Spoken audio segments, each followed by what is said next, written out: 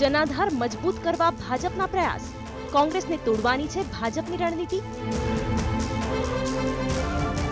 એક આક્ષેપ એવો થઈ રહ્યો છે કે ગુજરાતમાં સતત નબળા પડી રહેલા ભાજપના જનાધારને મજબૂત કરવા માટે ભાજપ હવે કોંગ્રેસના નેતાઓને લાલચ આપીને ભાજપમાં ભેળવવાની કવાયત કરી રહ્યા છે।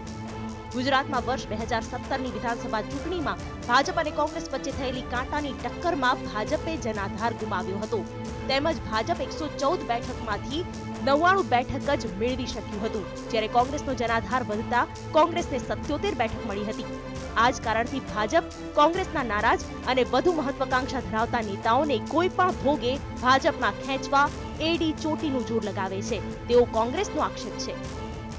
આ રાતમાં શું રંધાયું અને સવારે એમણે રાજીનામું આપવાનો નિર્ણય કર્યો એ આવનારા સમયમાં પ્રજા પણ જાણવા માંગશે ને પ્રજા જોશે પણ ખરી કે જે ભારતીય જનતા પાર્ટી તમામ ક્ષેત્રે નિષ્ફળ રહી છે અને પ્રજા એમને હાર આપવાનું મન બનાવી ચૂકી છે, એવા સંજોગોમાં ક્યાંક ને ક્યાંક લોભ લાલચ આપી અને કોંગ્રેસના લોકોને તોડવાની ભાજપની નીતિ પણ આવનારા સમયમાં ખુલ્લી પડશે।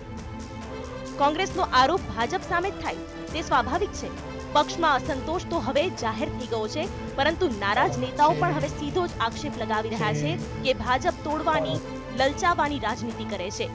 પાટણના ધારાસભ્ય કિરીટ પટેલે તો એવો દાવો કર્યો છે કે ભાજપે મને પણ ધમકાવીને ભાજપમાં જોડાવા દબાણ કર્યું હતું। મને પણ ભાજપના જે પૂર્વ મિનિસ્ટર છે એમને પણ મને ફોન ઉપર કહેલું કે તમે ભાજપમાં આવી જાઓ તો આ તમારા જે બધા પ્રશ્નો છે એ સોલ્વ થઈ જશે।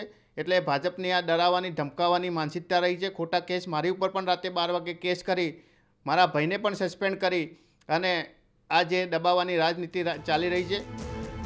ભાજપમાં ભળેલા નેતાઓની કેવી છે સ્થિતિ? જીત્યા તે ફાવી ગયા, હાર્યા તે ખોવાઈ ગયા। સવાલ એ પણ છે કે કોંગ્રેસમાંથી ભાજપમાં આવેલા તમામ નેતાઓ હાલ ક્યાં છે? જવાબ છે કુંવરજી બાવળિયા, બળવંતસિંહ રાજપૂત જેવા 2 કે 3 ગણ્યા ગાંઠ્યા નેતાઓને બાદ કરતા કોઈને ભાજપમાં પૂરતું મહત્વ નથી મળ્યું।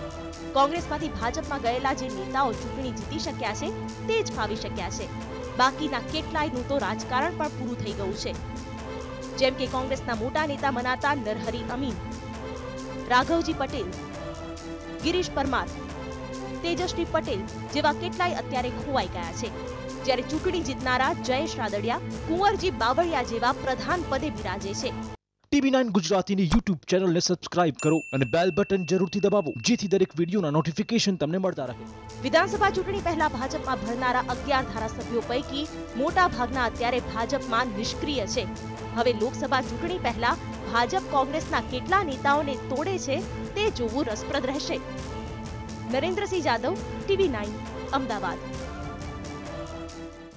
TV9 ગુજરાતીની YouTube ચેનલને સબસ્ક્રાઇબ કરો અને બેલ બટન જરૂરથી દબાવો જેથી દરેક વિડીયોના નોટિફિકેશન તમને મળતા રહે।